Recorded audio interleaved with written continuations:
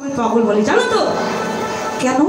যে তুমি আমাকে নিষ্ঠুরের মতো জলের মধ্যে ছুঁয়ে রেখেছো, এক্ষুনি মারা যাচ্ছিল না কেন রে? আচ্ছা তোকে একটা কথা বলি বাবা, জলের ভেতরে যখন তোকে ছবিয়ে ধরেছিলাম তখন তোর কেমন হচ্ছিল? দিলে বলছে ঠাকুর, যখন তুমি আমায় জলের ভেতরে ছবি ধরেছিলে তখন না আমার প্রাণের ভেতরে আকুলি বিকুলি হচ্ছিল, এই বুঝে আমি মরে গেলাম, এই বুঝে আমার প্রাণ চলে গেল বললে দিলে রে। এই যে তুই বলছিস তোর প্রাণ চলে যাচ্ছে, আমি মরে যাচ্ছি, আমার প্রাণে আকুলি বিকুলি করছে, যদি ওই আকুলতা ব্যাকুলতাটা গোবিন্দের চরণ প্রতি হয়, মহাপ্রভুর চরণ প্রতি হয়, কেমন জনম শ্রেষ্ঠ মানব জনম পেয়েছে মহাপ্রভুর চরণে যদি বলতে পারিস প্রভু তুমি যদি আমার না হও, আমাকে যদি তুমি তোমার না করতে পারো, আমি আর এই জীবন রাখবো না, এই প্রাণ দেহ মানব প্রাণ আমি তোমার চরণে সঁপে দিলাম, তুমি যদি গ্রহণ না করো আমি কিছুতেই এই প্রাণ আর রাখবো না। আকুলতা, সেই আকুলতাটাই আজকে বুড়িমার ভেতরে। বাবারে তোর একটু সামনা বাবা, আমি একটু জগন্নাথকে দেখবো, আমি কি করে দেখবো, এত ভক্তের ভিড়ে আমি কি করে যাব? বুড়িমা দেখছেন এদিক ওদিক কোনো উপায় নেই, বুড়িমার ভেতরের যেন চেতন হারিয়ে যাচ্ছে, আজ আমার দেখতেই হবে জগন্নাথ, আজ আমি তোকে দেখবই, সে আমার যা কিছু করতে হোক। যে বুড়িমান লাঠির উপরে ভর করে আসছিলেন জগন্নাথকে দেখার জন্যে, সেই বুড়িমান কি করলো জানো? দেখছে ওই মহাপ্রভুকেই লক্ষ্য করেনি, যে মহাপ্রভু ওখানে গরু স্তম্ভে, একটা স্তম্ভের উপরে হাত দিয়ে তবে দাঁড়িয়ে দাঁড়িয়ে আমার জগন্নাথ বলভদ্র সুভদ্রা দেবীকে দেখছে, বুড়িমা ওটাকে লক্ষ্য করেনি। এবার বুড়িমা স্তম্ভের ধারে ছিল একটা প্রাচীর, একটু খুব বড়সড় নয়, আধা আধি একটা প্রাচীর। এবার বুড়িমা কোনো রকমের লাঠির উপর ভর দিয়ে একটা গাছের গুড়ির উপরে উঠে ওই প্রাচীরের উপরে উঠেছে।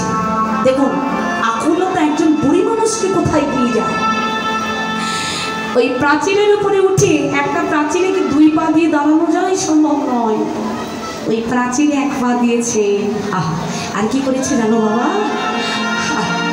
মহাপ্রভু যে স্তম্ভে হাত দিয়ে দাঁড়িয়েছিল বুড়িমা লক্ষ্য করেনি, বুড়িমা প্রাচীরে এক পা দিয়েছে আর একটা পা দিল আমার মহাপ্রভুর কাঁধে। মহাপ্রভু তখন অস্ত্রসাত্ত্বিক ভাবে বিভোর হয়ে জগন্নাথকে দেখছে, থরথর করে গাটা কাঁপছে। এবার বুড়িমার তো চেতন ওদিকে নাই, তার একটাই লক্ষ্য, একটাই আকুলতা ব্যাকুলতা, আমি আমার জগন্নাথকে দেখবো। এবার যখন ওই বুড়িমা মহাপ্রভুর এক কাঁধে পা দিয়ে দাঁড়িয়ে দাঁড়িয়ে জগন্নাথকে দেখছেন, ধীরে ধীরে বুড়িমার সেই অস্ত্রসাত্ত্বিক ভাবের বিকার ঘটছে। কেমন? বুড়িমার সারা গা কম্পিত হচ্ছে, থরথর করে কাঁপছে, হাতের লাঠি পড়ে গেছে। বুড়িমা নয়নের জলে কাঁদছেন, গা কাঁপছে, অশ্রুধারা পড়ছে, শরীরটা কাঁপছে, ঘামছে, শরীরটা ঘামছে। এগুলো অস্ত্রসাত্ত্বিক ভাবের বিকার, লঙ্কপাদিগুলো সব দাঁড়িয়ে যাচ্ছে।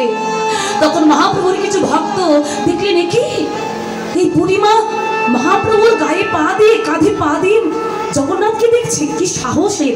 এই বলে কয়েকজন ভক্ত দূর দূর করে মানে বুড়িমাকে নামাবে বলে চলে এসেছে। মহাপ্রভু বলছে, ওরে দাদা, ওখানেই তোরা দাঁড়িয়ে যা, আসিস না, আমার মাকে দেখতে দে জগন্নাথকে। মাঝে আর মায়ের ভেতরে নাই রে, সে যে অস্ত্রসাত্ত্বিক ভাবে যে বিভোর হয়ে গেছে।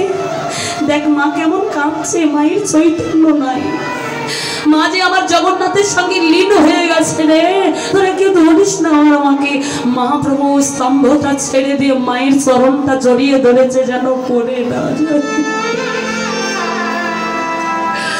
ভক্ত যেন আমার কাঁধ থেকে পড়ে না যায়। মহাপ্রভু